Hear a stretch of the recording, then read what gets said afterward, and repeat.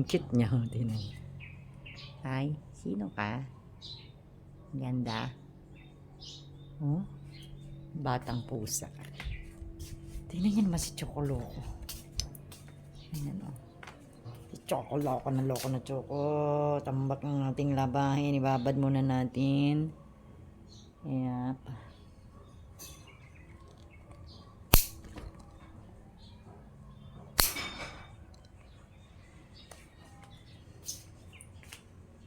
So, the ganap for today. What is the ganap for today?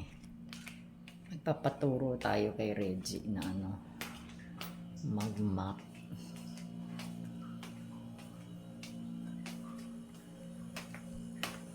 Yeah.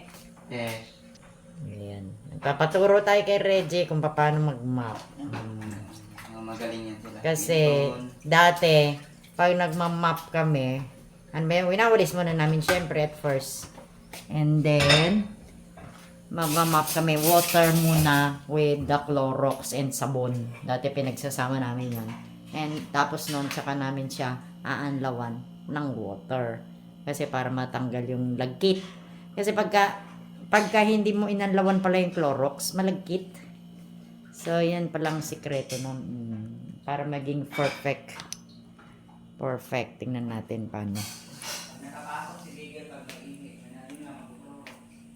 Oo, kasi yung si Bikla Boy.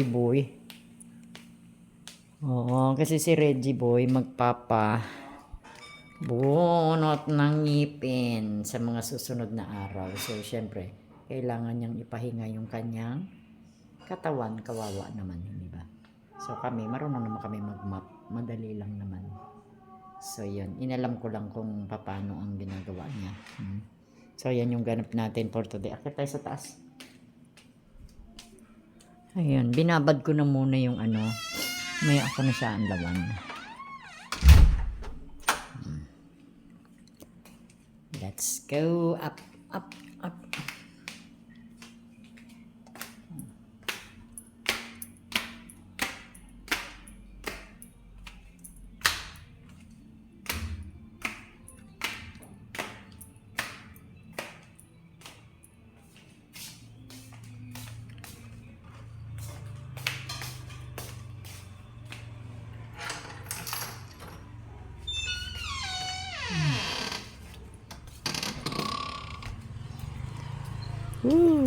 Ganda ng araw. Magwawalis nga tayo dito.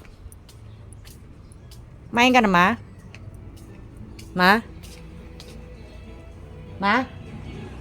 Nagtututbrush ka? Sige lang. Wala. Tinitingnan lang kita. Magwalis. So, ayan. Tingnan niyo yung paligid ko. Ang ganda, oh. Walis tayo dito.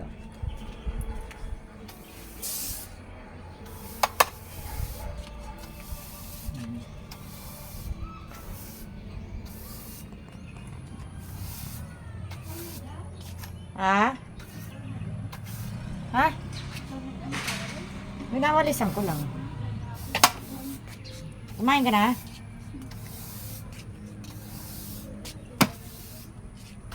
Gigilid ko lang. Wala akong dalang dustpan.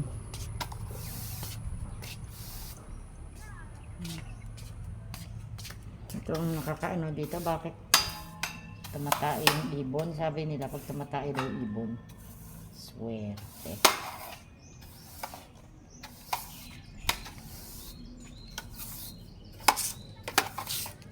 Dapat ang walis dito, yung walis na gilid lang natin dyan.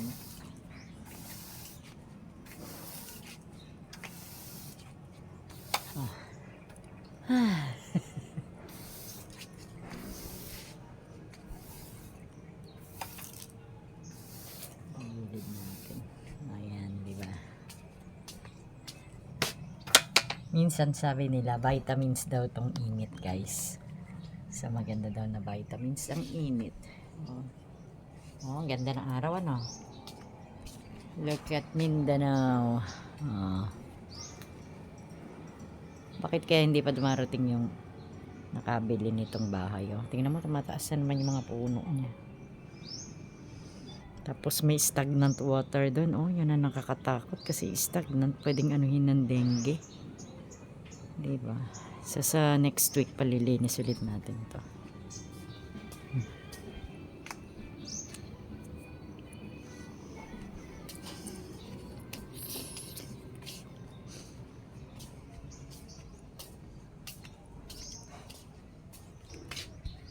Medyo sarahan natin ng konti kasi ayaw niya yung totally naka-open. Ayan.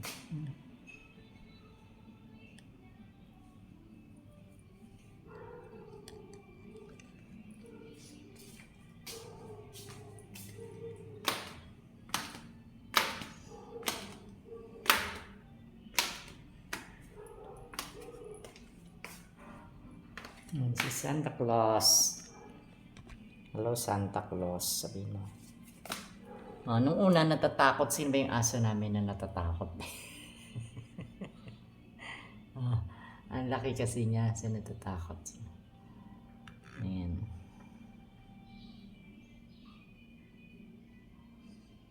Let's go. Mga 9 magla-live ako.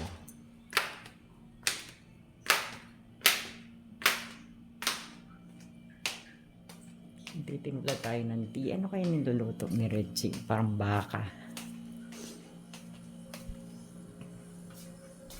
Ano to? Baboy, baka? Baboy. Baboy na nilaga. Ilaga. Silipin natin si Kili. Alba, bakit tulog na tulog? Ano to? Silipin natin. Wow. Wow. Wow. Presko siguro yung bid niya na yan, no? Gustong gusto niya. Maya na ako maglalaba. Ay, babad ko muna.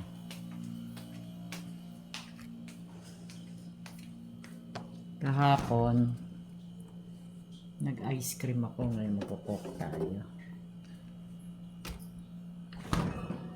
So, tayo na.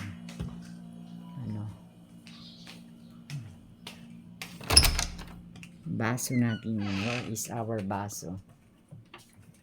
Pinalikan ko siya guys. Maganda rin naman, di ba? Pero may in-order akong bago. So, coming, papalitan natin. Dito sa side na to, hindi ko na muna siya tinanggal. Di ba? Kasi pag gusto mo yan ng background mo, pwede. Pag gusto mo naman doon, dilipat ka. ikaw na lang yung lilipat, di ba? So, yan ang ganap for today. I'm gonna inom muna daan. Gusto ko uminom ng Coke. Grabe, nakakatakot pa rin pala sa Cebu. Sabi nila may mga aftershock pa. Wala nang gaanong spirit. Kaloka. Hindi ka talaga magsisisi dito sa binili mo na ano. May tripod akong binili na anti-shake so far. Mukhang okay naman siya. So, yan.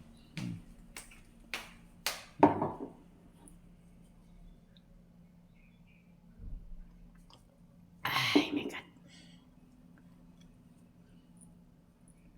Ala, ano ba yan? Kanina pa ako naka-interante ko pala eh. Nakabalik ko. Ang ganda nito ah. Ang ganda nito, ano. Mahilig kasi ako sa mga red flowers, di ba? Maganda. Ang ganda niya, gusto ko. Yung kapatid ko mahilig siya sa mga ay nako, speaking of mga aftershock sa Cebu, so sa mga taga Cebu dyan guys, mag-ingat kayo ha, nandun yung kapatid ko tsaka yung aking pamangkin. Yes, so nakakatakot, bakit may mga aftershock ang ano, ang lindol, ang lakas ng lindol, ang daming ano, may mga namatay pala, mga 20 plus something. So kawawa naman sila. Let's pray na maging ano, matapos na.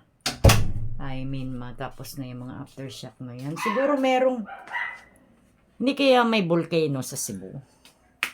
Hindi kaya may volcano. Ayan guys, ha, di ba pag ganyan maganda din yung view? Oh, halo. Halo yung aking ano. Sorry na this, ano tawag na ito? Oo. Ang ibig ko sabihin, sa Cebu ba, meron kayang volcano doon? Bakit kaya may mga aftershock pa? Kasi usually, Hindi ba pagka lumilindol yan, sunod-sunod yung mga aftershock, ibig sabihin, merong vulkan or something. Parang ganun ang pagkakaalam ko. Kasi di ba yung mga nangyayari before na mga ganyan na mga disaster dito sa atin sa Pilipinas. So, di ba nagkaganon siya. So, I hope wala naman. Siyempre, nag-aalala kami kasi yung kapatid ko tsaka pamangkin ko nasa Cebu sila eh. Tapos, ang taas-taas pa man din ng lugar nila. Nasa 30th floor yung kapatid ko. Ay, si Nico lang nasa 30th floor. Yung kapatid ko nasa 20th floor. So, ng isang condominium sa Cebu. So, nakakatakot. So, ayun nga lang ganito na may second floor ang bahay mo, nakakatakot na. Hindi ba yung pa kayong 30th floor? Ito, second floor ito. Pero, pag malakas syempre yung bagyo o lindol, hindi ba nakakatakot yung mga ganyan. So, let's pray for the people of Cebu. Hindi ba na sana maging safe sila, maging alert lang po tayo. May mga kaibigan ako sa Cebu. Maging alert lang po kayo. Diba? Kaya lang, ang hirap kasi pagka nandun ka, no? Pagkatapos ganyan yung, mo. Ganyan yung, yung makikiramdam ka palagi, so matatakot ka kasi syempre hindi ka makatulog na mahimbing, di ba? Pag nakakatulog ka anytime, any minute, baka biglang lumindol, may mga aftershock. Diyos ko. Nakakapobia pa naman yung ganyan. Buti na lang dito. Dito sa Cagayan, lang ako, nakaranas ako ng lindol dati, guys. Anong year yun? Siguro 2 years ago. So, yung kapatid ko at saka yung pamangkin ko nasa East sila, namimili sila tanghaling tapat yun. Siguro mga alas 3. Buhay pa yung cut ko nun. So, namimili sila ng gamit sa East. Malapit ng SM dito, mga 15 minutes away. Tapos mamaya may biglang lumindol. Nandun ako sa labas. Nandun ako sa mga cage ng mga animals. Tapos biglang umuyog talaga. Umuyog in Bisaya. Umuga. So, umuga talaga siya. Alam niyo yung pag-uga niya na yun, guys. My God. Siguro nahilo ako maghapon. Yung parang feeling ko para pa rin ako, para ka ba may jet lag? Kasi parang nahihilo ka pa rin. Ganun pala yung epekto ng lindol sa tao, di ba? Yung paglalo na parang nahilo, nakatayo lang ako ganyan, talagang parang inalog yung buong utak ko na hindi ko maintindihan kung bakit ganun. So hindi ka agad ako tumayo, nakikiramdam ako kung may babagsak ba, yung ganun, nakakatakot. Diyos ko. Sa bagay, wala naman tayong magagawa kung oras na natin, hindi ba wala tayong magagawa kahit na talaga umiwas ka kung talagang oras mo na. Yun mangyayari. Kaya lang syempre pinagpe-pray pa rin natin, kawawa yung mga bata. May mga bata na natabunan eh. Ang nakakaano guys, meron akong napanood. Yung aso, may amo daw siya na babae. Teka, kunin ko muna yung ating cook. May amo daw siya na babae. Tapos nakatira sila somewhere doon sa kung saan tumama yung lindol doon sa Cebu. Ano ba? Pangalan nun? Bogo o Pugo? Pugo. Parang ganun. Parang doon sa kung saan yung tumama yung lindol. Bogo City o Pogo? Hindi ko nga, I'm not sure. O Pogo o Bogo. So doon tumama yung lindol. So yung yung babae, isa daw siyang matandang babae na may alaga siyang hayop, may alaga siyang aso. So, nakatali siya. So, nung lumindol, alas 10 kasi yun ang gabi nung lumindol eh. Talagang sumishake din ako dito. 10 p.m. eksakto nung lumindol. So, yung bahay daw nila, parang bungalow, parang ganon, ng bahay ng matanda, bumagsak. So, means, natabunan yung matanda doon. Matanda, nag-iisa na lang doon sa buhay, kawawa. Aso lang yung kanyang kasama. O yun nga, gumuho yung bahay. So, natabunan yung lola. Tapos, kinabukasan, dumating yung mga reporter doon. Di, syempre, tinitingnan nila yung mga area na grabing pinsala, mga ganyan. So, nakita nila yung aso, guys. Alam niyo yung aso, binabalik-balikan niya yung bahay niya. Kahit na gumuho na, alam niya kung saan. So, hinahanap, paikot-ikot daw siya, hinahanap niya yung amo niya na matanda. Kawawa naman. So, hindi alam nung aso na natabunan yung amo niya. So, dun sa caption pa nung video nila is sinasabi na, paano natin ay kasasabihin dun sa aso? Paano natin ipapaintindi dun sa aso na wala na yung kanyang amo? Kasi hanap siya ng hanap, paikot-ikot siya doon. Kawawa, umuulan, mainit. Tapos marami siyempre mga tao na nagre-rescue. So makikita nila yung aso doon paikot-ikot, binabalik-balikan niya area kung saan talaga yung bahay niya.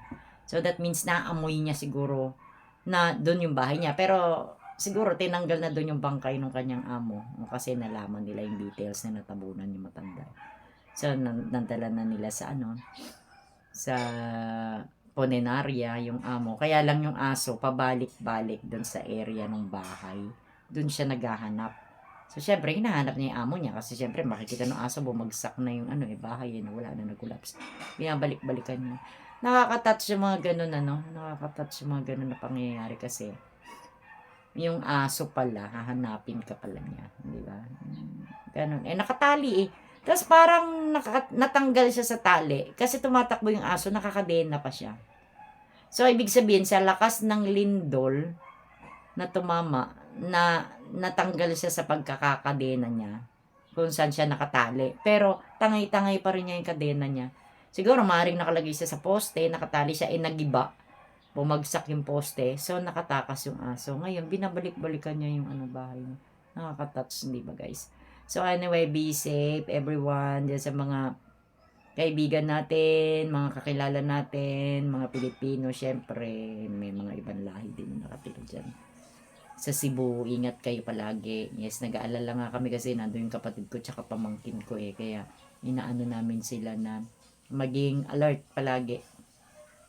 Kasi syempre kung doon ka nakatira sa Cebu, nandun na yung buhay mo. Diba? Just like we are here in Cagayan de Oro. So, hindi mo naman basta-basta maiiwanan itong lugar, hindi ba? I mean, yung pag may mga disaster na mga ganyan, hindi ka naman pwedeng basta tumakas, umalis, hindi ba? Kasi syempre, may mga gamit ka dyan di ba? May mga parang hindi ka komportable, hindi ba? Parang ganun.